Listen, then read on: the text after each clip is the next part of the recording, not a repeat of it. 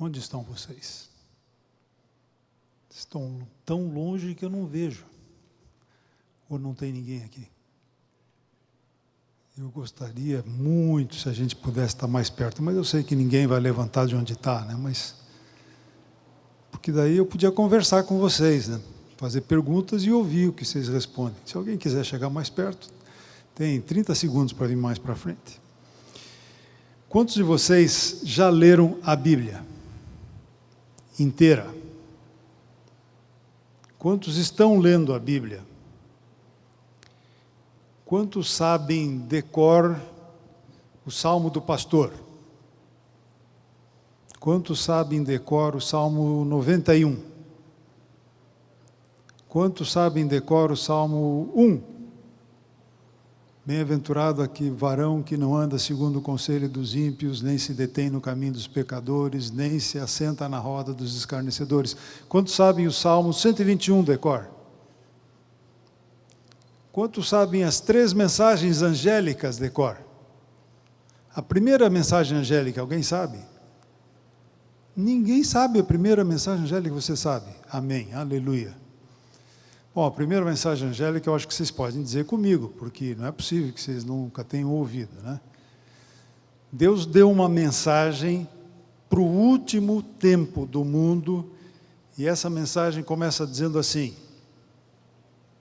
temei a Deus e dai-lhe glória, porque vinda é a hora do seu juízo, e adorai aquele que fez o céu, a terra, o mar e as fontes das águas.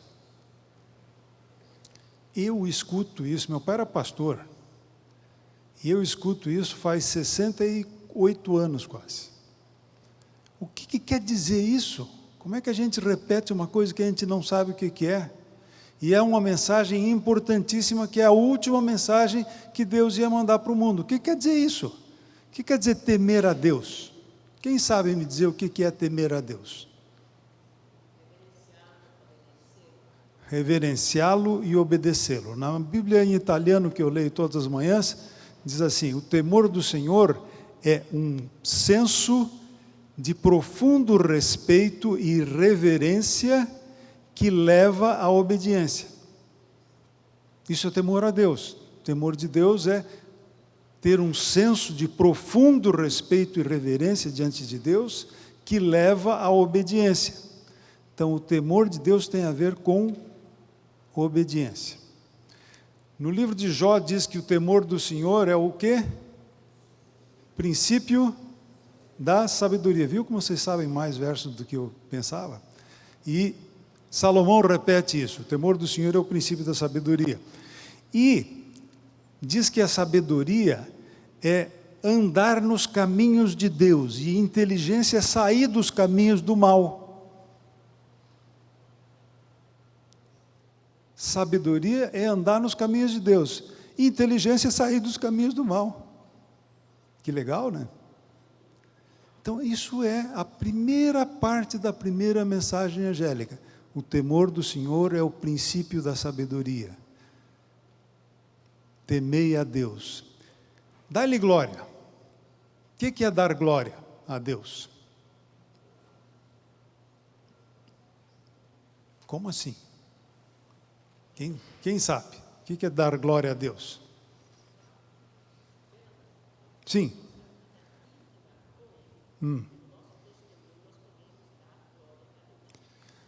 Ela disse o seguinte, ninguém ouviu, né? Pela nossa vida íntima com Deus e pelo nosso testemunho, nós podemos dar glória a Deus. Tem uma passagem que todo mundo devia conhecer também, que está em 1 Coríntios capítulo 6, que diz o quê? Vós sois, ou não sabeis vós que sois o templo de Deus, o templo do Espírito Santo. 1 Coríntios 6, 19, diz lá: ou não sabeis vós que o vosso corpo é o templo do Espírito Santo que habita em vós, proveniente de Deus, e que não sois de vós mesmos, porque fostes comprados por um bom preço. Glorificai, pois, a Deus no vosso corpo e no vosso espírito. Então vamos entender por partes esse negócio. Quem que de vocês é o templo do Espírito Santo? Alguém aqui é o templo do Espírito Santo? Só eu e mais 2 aqui. Como é que é?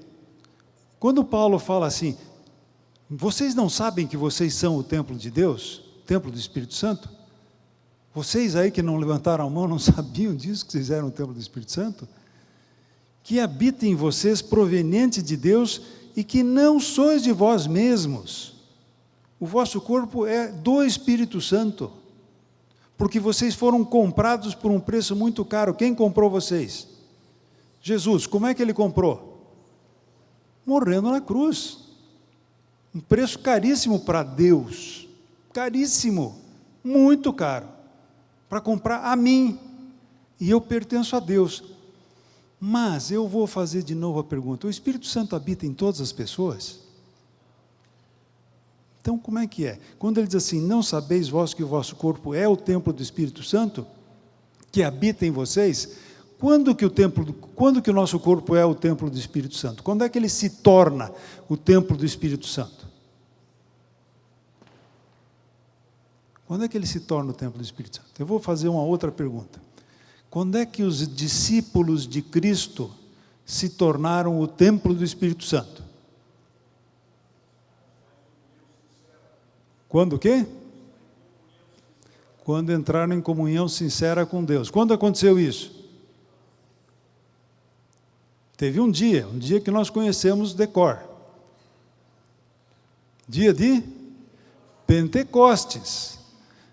Que foi quantos dias depois da ascensão de Cristo? 50 dias depois da ascensão de Cristo. Jesus ficou com eles 40 dias e disse, esperem em Jerusalém, não vão embora, porque vai descer sobre vocês o Espírito Santo. E eles esperaram muito tempo, 1 semana e 3 dias, 10 dias, e aí veio o Espírito Santo. Mas antes disso, no dia da ressurreição de Jesus, no domingo de tarde, eles estavam ainda sem acreditar que Jesus tinha ressuscitado, e Jesus apareceu no cenáculo para conversar com eles. O cenáculo era a sala onde eles se reuniam. Devia ter lá umas 100 e poucas pessoas. Todos trancados, com medo de serem presos e mortos também. E Jesus apareceu lá para conversar com eles e conversou bastante. E quando ele foi embora, a Bíblia diz que ele assoprou e disse, recebei o quê? O Espírito Santo. E assoprou sobre eles e eles receberam o Espírito Santo. Por que é que eles não foram batizados então? Eles foram batizados 2 vezes, ou por que teve que receber de novo depois de 50 dias? Por quê? Porque, sim.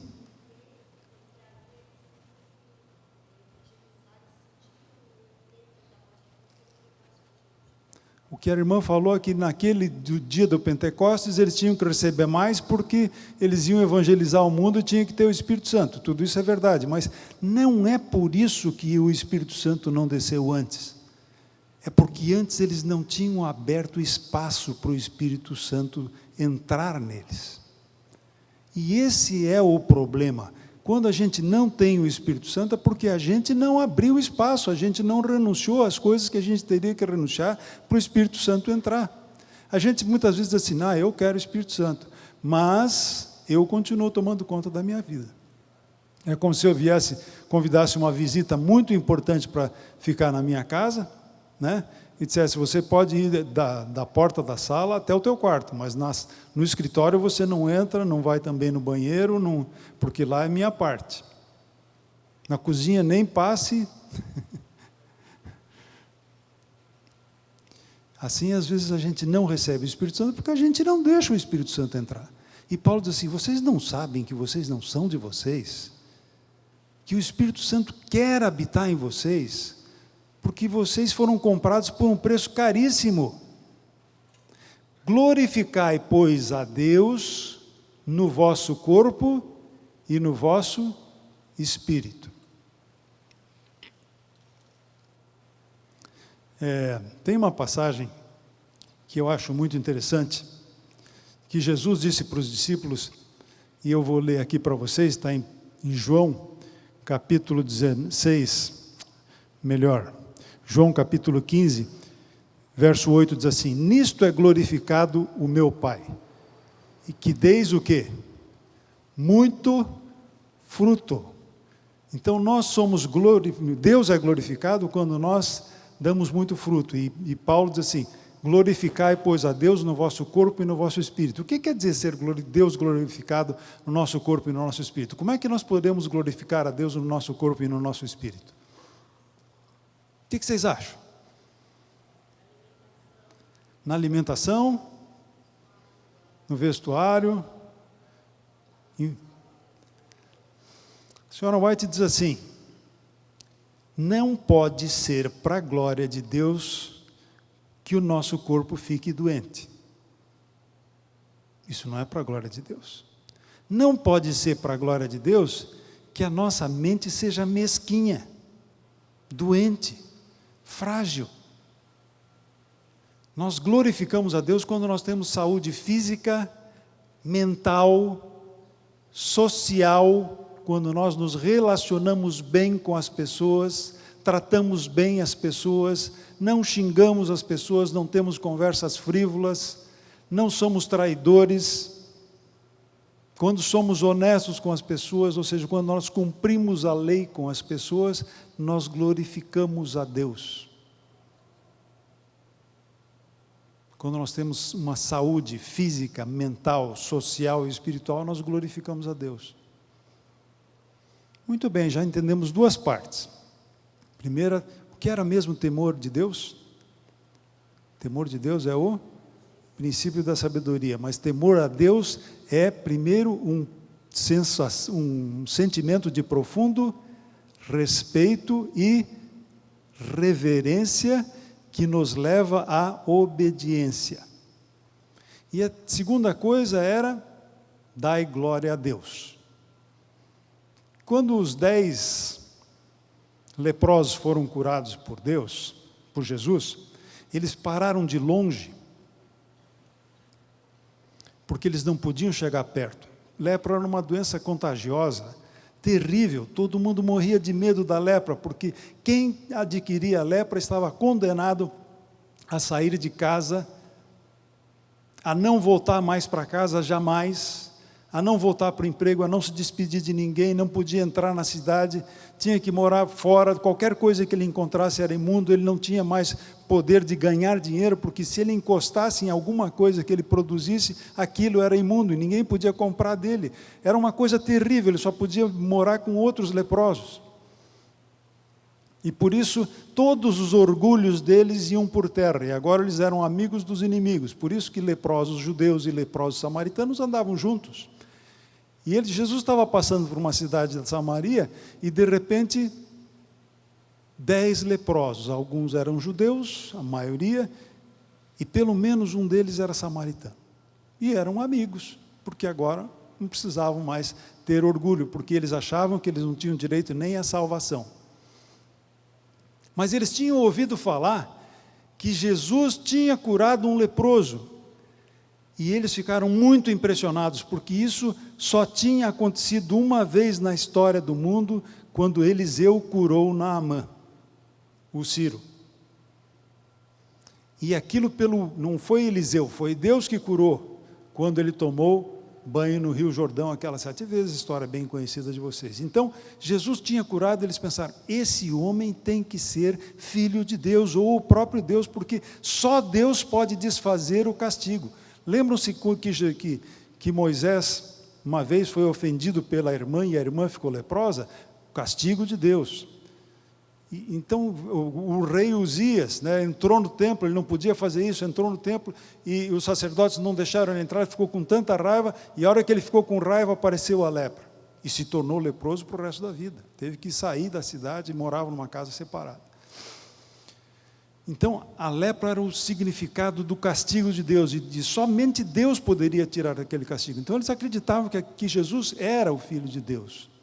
Aqueles 10 leprosos pararam de longe e gritaram para Jesus: Senhor, cura a gente. Foi isso que eles disseram? O que vocês acham? Pediram para ser curados? Não pediram.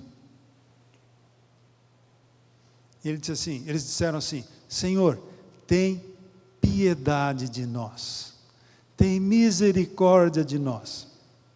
E o que vocês acham? Jesus curou ou não curou? Curou? Quantos acham que Jesus curou? Quantos acham que Jesus não curou? Só eu. Só eu? Mas Jesus não curou. Jesus disse assim: tá bom, podem ir para Jerusalém se apresentar para o sacerdote.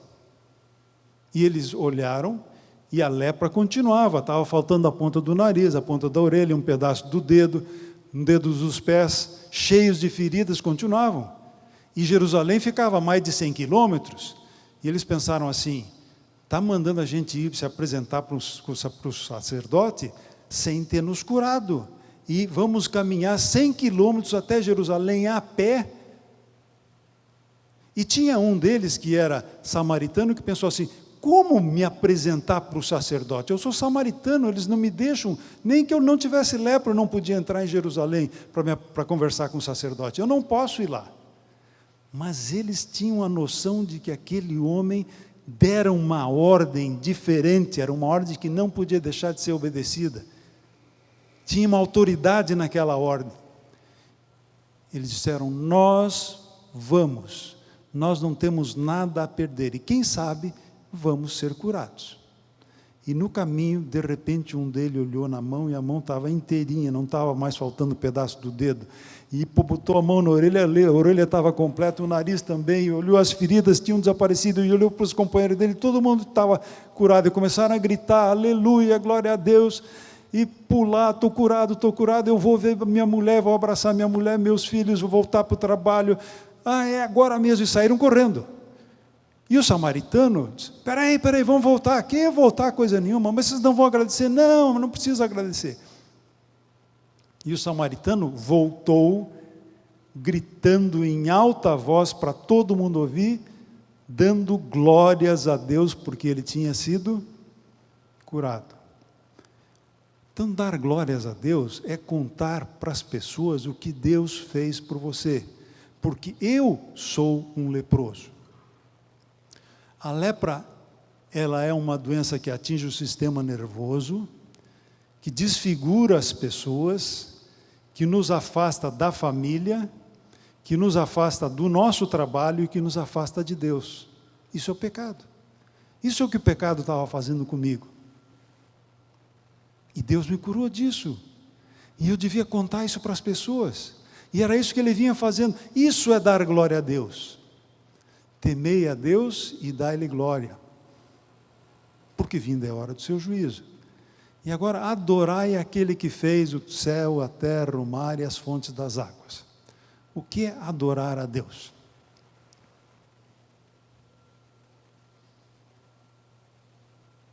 Isso é parte das crenças de vocês, é por isso que vocês são adventistas do sétimo dia, porque vocês sabem de cor essa passagem.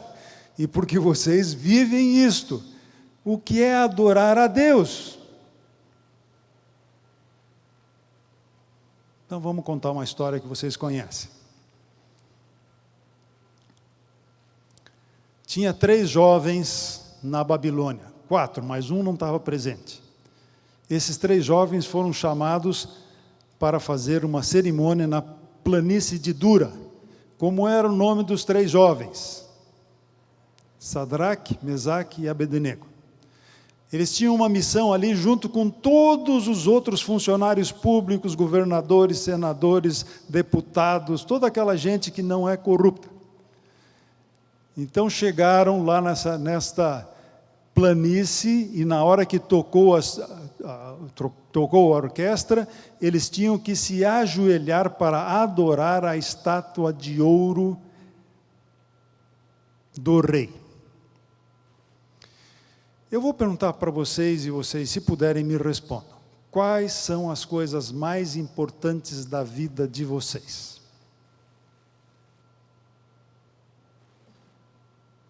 Quais são as coisas mais importantes da vida de vocês? Quê? Família, com certeza, é uma das coisas mais importantes, com certeza. Saúde é uma das coisas mais importantes. Amor é uma das coisas mais importantes. Estar empregado é uma coisa importante? Com certeza, o meu emprego é uma coisa muito importante. O que mais que é importante na minha vida? Estar vivo é a coisa mais importante. Pois bem, se eles não adorassem aquela imagem, eles iam perder a vida, consequentemente a saúde, a família e o emprego. A quem você adora? Se você adora um, você não pode adorar o outro. Se você adora aquela imagem, você não adora a Deus. E eles escolheram adorar quem? A Deus. Isto é, eles disseram para o mundo inteiro: eu não dou maior valor para a minha família, nem para a minha vida, nem para a minha saúde, nem para o meu emprego, do que eu dou valor para Deus. Ou seja, a coisa mais importante da vida de quem adora a Deus é Deus.